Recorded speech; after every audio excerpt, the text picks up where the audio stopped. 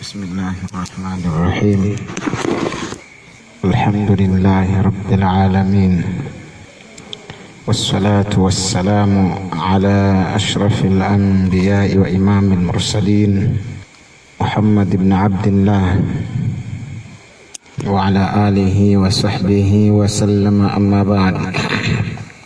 Leo tunaingia katika majlisi yetu ya mwisho yenye unwani laqad takhabbatta ya Dr. khabta ashwa. Katika kikao chetu cha mwisho hiki tunamalizia kwa sehemu moja, nayo ni kumrejesha Dr. Khamis Imam katika maswali yetu ya asili. Kabla hatujaingia moja kwa moja kwenye maswali, penda tangulize kauli ya Sheikh Al-Albani rahimahullahu ta'ala, ambayo imekuja katika silsilatul huda wan nur shariti nambari 401. Anasema al-Imam Al-Albani rahimahullahu ta'ala, wala an namuta furada la rabita lana wala jami'ata lana la na'si Allah wa rasulahu في مسألة واحدة خير لنا من أن نجتمع على الضلال وعلى منهج يقررونه ويعلمون أنهم يخالفون فيه الشرع في كثير من أوامره. أنا سمع الشيخ الألباني رحمه الله تعالى، ولا أن نموت فرادا، نبورا jambo la kufa sisi mmoja mmoja peke yetu, bora tufe peke yetu, la rabita lana, tukiwa hatuna mafungamano yoyote, wala jami'ata lana, wala hatuna mkusanyiko wowote wenye kutukusanya, kila mmoja afe kivyake, tufe peke yetu, tukiwa hatuna mafungamano yoyote wala mkusanyiko wowote. Anasema Sheikh Albani rahimahullahu ta'ala, la na'si Allah wa rasulahu, tukiwa hatumwasi Allah na mtume wake, fi mas'alatin wahida, katika mas'ala moja, bora kufa peke yetu kivyetu bila mafungamano yoyote, tukiwa hatujamwasi Allah na mtume wake katika mas'ala japo moja. Jambo hilo khairul lana min an najtami'a ala dhalal, hilo ni bora kwetu sisi kuliko kukusanyika kwenye upotevu. Wa ala manhajin yuqarrirunahu wa ya'lamuna annahum yukhalifuna fihi ash-shar'a, bora kufa peke yetu katika njia hii kuliko kufa tumekusanyika juu ya upotevu na tumekusanyika juu ya manhaji ambayo wanaikariri sana wao wenye manhaji hiyo na njia hiyo ya upotevu, ili hali ويعلمون أنهم يخالفون فيه الشرع في كثير من أوامره, wanajua ya kwamba wao wanakhalif ndani ya manhaji yao sheria ya Allah subhanahu wa ta'ala katika mengi katika maamrisho ya Allah, au mengi katika maamrisho ya sheria ya Allah subhanahu wa ta'ala. Kwa Sheikh Albani rahimahullahu ta'ala katika maneno yake haya anatoa wasia na nasaha, bora mtu akubali kubaki kivyake, yuko juu ya haki, hili ni bora kwake yeye kuliko mafungamano na wengi wenye kumtoa katika njia ya sawa. Maneno haya tumeona tuyatangulize mbele ya amali ambayo iko mbele yetu, nayo ni kumrejeshea Dr. Khamis Imam maswali yetu baada ya kumtajia na kumjibu takriban shubha zake nyingi sana. Alhamdulillah alladhi bi ni'matihi tatimmu as-salihat. Lakini katika mihadhara au bayanati zetu zilizopita zile katika awamu ya mwanzo tulikuwa tumemuuliza maswali Khamis Imam. Katika maswali tuliyomuuliza mengi yalikuwa ni magumu kwake. Alichokifanya kwenye maswali yetu ambayo yalikuwa takriban 46 jumla, kuna baadhi ya maswali aliyaruka kabisa, hakutaka kuligusa hilo swali kwa sababu lingemdondosha moja kwa moja. Mengine alitafuta haida kama tulivyobainisha kwenye bayani zetu, alitafuta ujanja akawa anayapita kiujanja na bado imemkaba shingoni. Kwa mwalimu anayesahihisha kwa maswali tuliyompa na vile alivyojibu, kijitahidi sana, naweza nikampa alama 7%, yani 7 ya 80. Na mara nyingine mwalimu akigawa hivi ni kutokana na mwanafunzi kapata usumbufu, labda kapoteza hata peni yake, naona nisimpe 0, acha nimpe japo 7, kafeli. Sasa tunamsaidia kwa kumrejeshea kazi hii. Alidhani itapotea, ipo, tumeitunza kwa ajili yake, hii ni zawadi yake. Kwa hiyo tunamrejeshea hii kazi, tunamwambia rudia tena. Tunaelewana? Wale wanafunzi wa darasa la 4, wale darasa la 5 wanaambiwa repeat again, you have done nothing, amna ulichofanya Khamisi mama. Sasa sijajua kama kilichopelekea usifanye au ushindwe kufanya kazi ni kwa sababu uelewa, kwa sababu tumebaini katika bayani zetu zilizopita Khamisi Imam ni dhaifu katika manhaji kwa kiasi kikubwa sana. Mambo mengi aliyoingia, anaingia kichwa, alafu akishaingia hajui pa kutokea. Haya, na katika kurejesha maswali yetu yaligawanyika sehemu 3. Kuna maswali kuhusiana na kadhia ya JAI, kuna maswali kuhusiana na kadhia ya daura ya Mtwara, kuna maswali kuhusiana na kadhia ya dai, na yote tunayarejesha. Lakini taanza kurejesha maswali katika kadhia ya JAI ambayo hakuyagusa kabisa, na muone kwamba maswali hayo ni magumu kwa Khamisi Imam, na ndo maana akayaruka kabisa, asiyaguse wala asiyataje, kana kwamba watu wakisikia ameuliza hasemi swali lipi likoje, anaruka tu anadandia vipointi fulani. Mfano, miongoni mwa maswali ambayo kabisa hajayagusa ni swali ambalo lilitokana na swali lake alilomuuliza Sheikh Arafat, kwa sababu Sheikh Arafat swali ambalo lilienda kwake aliuliza Khamisi Imam akijengea swali lake ya kwamba kikundi cha JAI kimeanzishwa kwa lengo la kupambana na harakati za kuritadisha Waislamu. Aliruka kabisa kwamba kwa kutazama harakati zinazoritadisha Waislamu katika miji mingi Tanzania, mahospitalini na maeneo mengineyo, Waislamu wameamua kuunda kikundi chao kwa ajili ya kukabiliana na jambo hilo, pamoja na mambo mengineyo hospitali. Lakini miongoni mwa mambo ya msingi kwamba kikundi kimeasisiwa kwa lengo la kukabiliana na uritadishwaji wa Waislamu mahospitalini. Sisi tulibaini haya maneno ya uongo, amemdanganya Sheikh Arafat, amemdanganya Sheikh Arafat. Kwa hiyo tukampa swali la mtego na kategeka kweli, kanasa. Hivi umesema JAI ilianzishwa kwa malengo ya kukabiliana na harakati za at-tansiria. Swali, je, una ushahidi juu ya hilo? B, je, katiba yao mbona haionyeshi hilo ambayo tumeisoma mwanzo mwisho?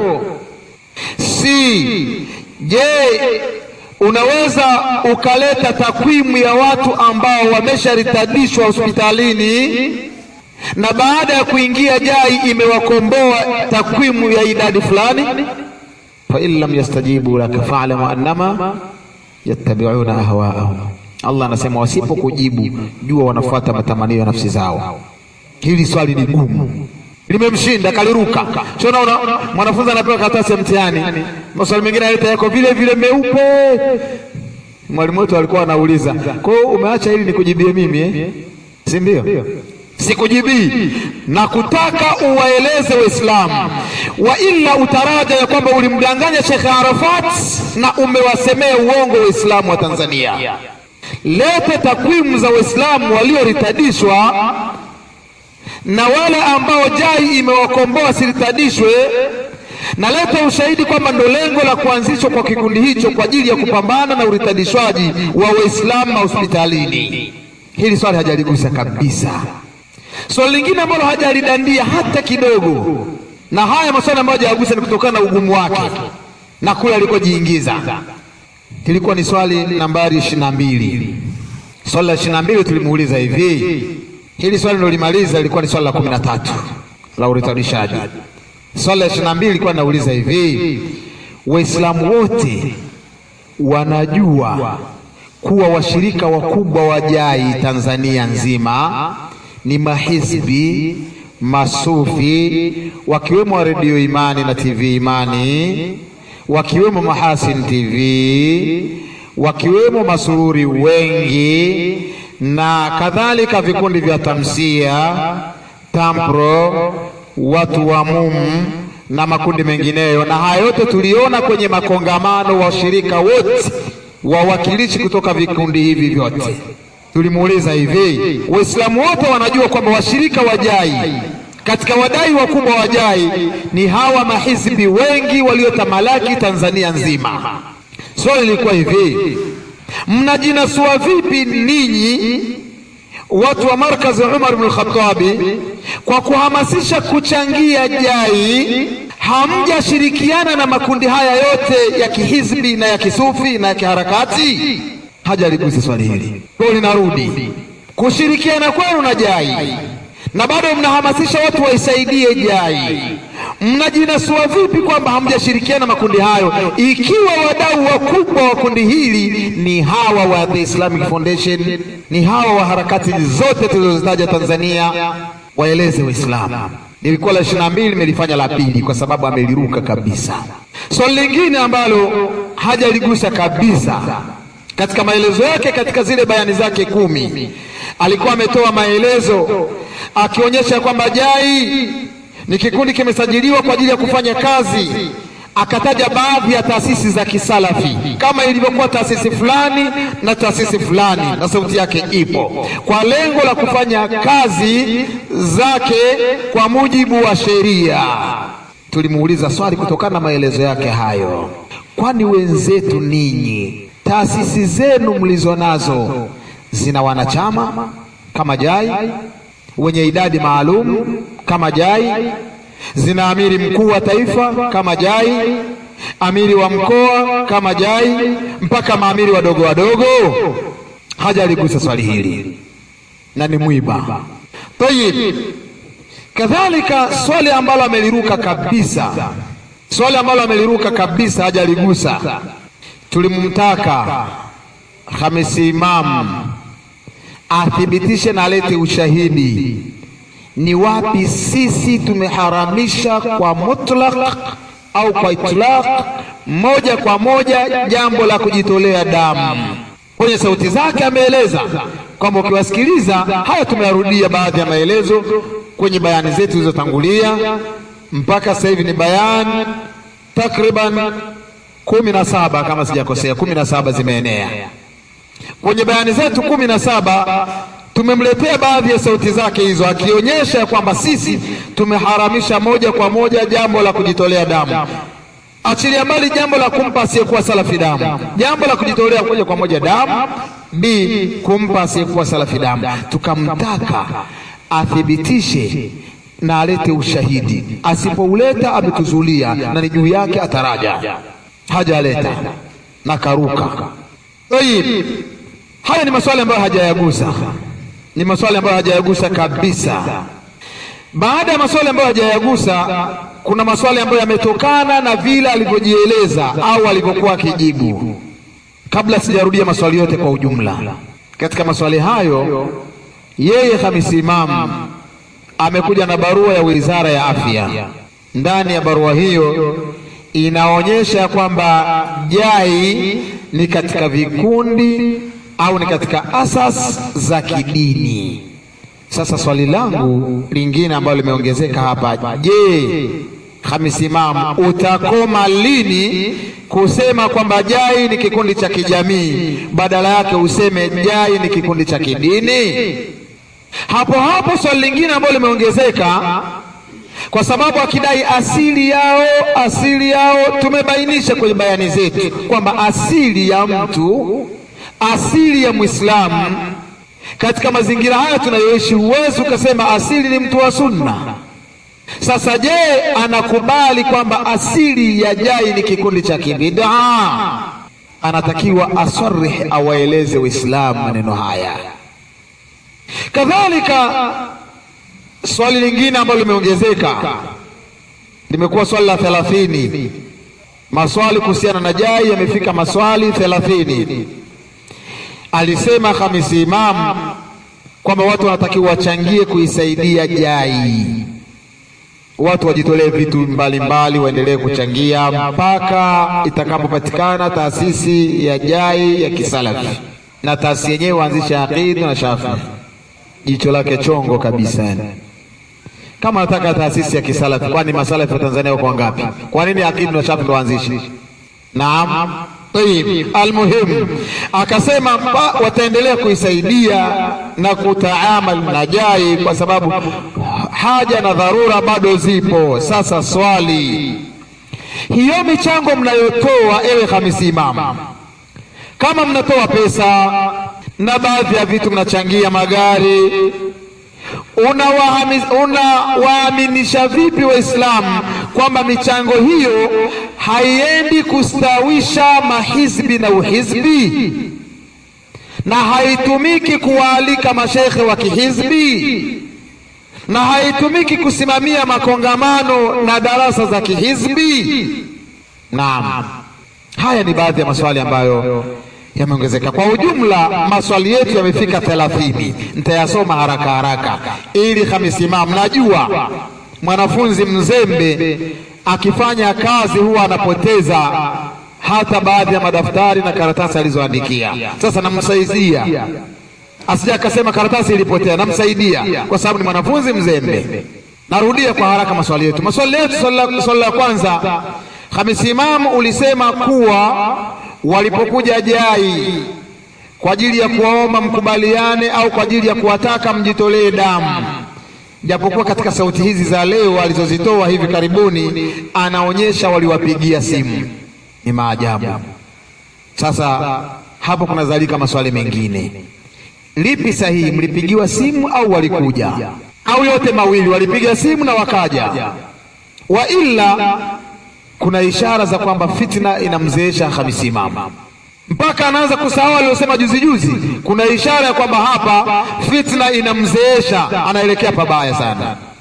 Anasema walipokuja wakakaa nao, walipokuja wakakaa wakakubaliana watajitolea damu, wakapanga mipango, wakatangaza wakajitolea damu. Baada ya hapo wakaja kukaa nao kwa ajili ya kuwanasihi. Swali lilikuwa ni hivi: je, ewe Khamisi Imam, hujui ya kwamba alilmu qabla alqawli walamal? Khamisi Imam alikuja na falsafa. Nani alisema lazima ukae na watu wahoji kabla? Tumekuletea ushahidi. Sasa tunakuuliza, je, manhaji ile aliyoitaja Sheikh Rabii ya kuwahoji watu na kuwatahini watu kabla ya kuamiliana nao, ulikuwa huijui? Ulikuwa unaijua? Kama ulikuwa unaijua, waambie Waislamu kwa nini umekhalifu manhaji ya sawa. Na Sheikh Rabii alisema ni manhaji iliyoenea, imetangaa, wanaijua Waislamu wote wanaijua, mashaallah. Au ulikuwa unajua kwa sababu ya malengo yako ya kutaka kuihami JAI, ukajua nikiwauliza tu, nikiwahoji kunaweza katokea baadhi ya mambo nikashindwa kuamiliana nao, acha nifanye kwanza afu nitahoji baadaye. Naam, swali la kwanza hilo. Swali la pili, kwa maelezo yake Khamisi Imam, au kwa maelezo yako Khamisi Imam, ulidai kuwa JAI viongozi wake wamechanganyika. Sura ya kuwa wamechanganyika tumeipata kwenye swali aliloliuliza baada ya kuulizwa na Sheikh Arafat, hal alqaimuna alaiha ahlus sunna, je, wasimamizi ni watu wa sunna? Kama ni watu wa bid'a, hakukuwa na haja ya falsafa alizozileta. Kama anakubali kwamba awamu ambao wamo kwenye JAI ni watu wa bid'a, falsafa ulizoleta ni za nini? Kwa sababu alisema ba'dhuhum yusalluna fi masajid ahli sunna wa ba'dhuhum yusalluna fi masajid ahli albid'ah. Tulisema hizi ni falsafa, hizi ni falsafa. Wa illa, kama unaitakidi ya kwamba wote ni watu wa bid'a, kwa nini uwagawe kwamba baadhi yao wanaswali misikiti ya sunna na baadhi yao wanaswali misikiti ya watu wa bid'a? Kwani mtu wa bid'a anayeswali msikiti wa sunna na mtu wa bid'a anayeswali msikiti wa kibid'a wanatofautiana hukumu yao? Unatakiwa unyoshe maelezo, ung'arishe hapa. Kwa nini umewatofautisha? Ulikuwa na lengo lipi? Wa illa, sura yake inamaanisha kwamba wanatofautiana. na ndio maana hujasarihi kwamba ni watu wa bid'a. Na Sheikh Arafat Allahu yahfadhuhu, tazama alivyonyooka kwenye manhaji. Hajasema nikisema ni watu wa bid'a itakuwa ni uhaddadi. Anasema hal alqaimuna alaiha ahlus sunna, ni watu wa sunna au si watu wa sunna, ni watu wa bid'a. Kwa maana pale katika swali lilofuatia du'atun lil bid'a, wanalingania kwenye bid'a, amenyoka. Kwa hiyo alikuuliza, je, ni watu wa sunna? Kwa nini useme baadhi yao kadha na baadhi yao kadha? Swali lako lina ishara ya kwamba wanatofautiana hukumu na hali zao. Na kama baadhi ya viongozi wao, tulimuuliza hivi, ikiwa baadhi ya viongozi wao ni masalafi au ni watu wa sunna, je, ni kwa nini kwenye makongamano yao hawakuiteni ninyi japo mmoja wenu aende kusomesha? Naam, tulimuuliza swali hili. Sasa akisema si watu wa bid'a, si watu wa sunna, ni watu wa bid'a, basi anatakiwa taraja kwa maneno yake aliongea kifalsafa kuonyesha kuwatofautisha watu hawa. Tayib, katika maelezo yake alisema hamlaumu Shafi na Aqidu kwa kuwasema jai kwenye mikhalafa yao. Swali lilikuwa ni hivi, huu msimamo wako wa tangu lini kutowalaumu? Swali la pili, mbona umesema sitakiwi kuongea miaka 10? Swali la tatu, kwani ningenyamaza miaka hiyo 10 huko kuongea kungetokana na ububu?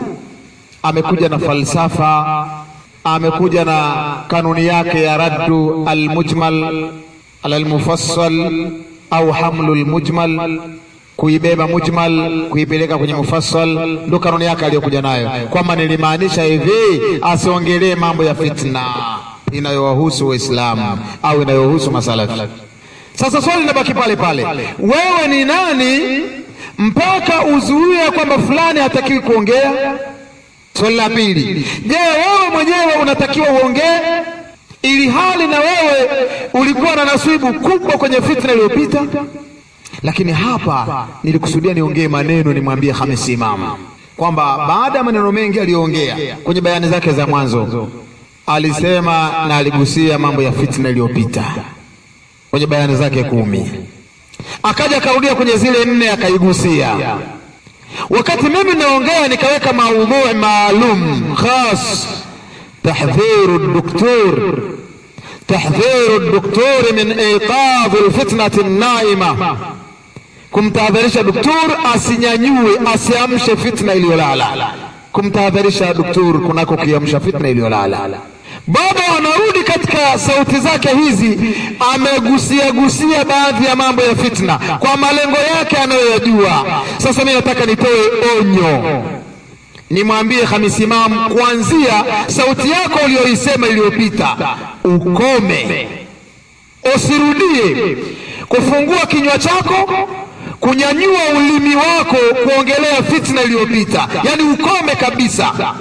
Na usipokoma katika audio zinazokuja ukarudia fitna iliyopita, hata kuigusia tu kwa ishara, hata kusema akida itaraja kwenye kadha au fulani kadha, ukigusia tu, na kuhakikishia nitakuchapa, nitakuvua nguo na utakosa pa kujificha kuhusiana na hizo fitna.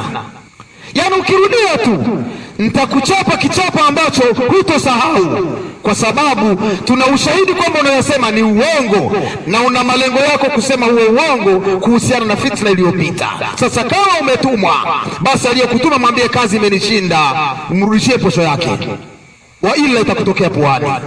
Kwa hiyo namuonya rasmi, na anayemuonya ni mimi. Yes, alisema ni nyamaze miaka 10, sasa mimi namuonya Khamis Imam akome katika audio zinazokuja, asizungumzie fitna.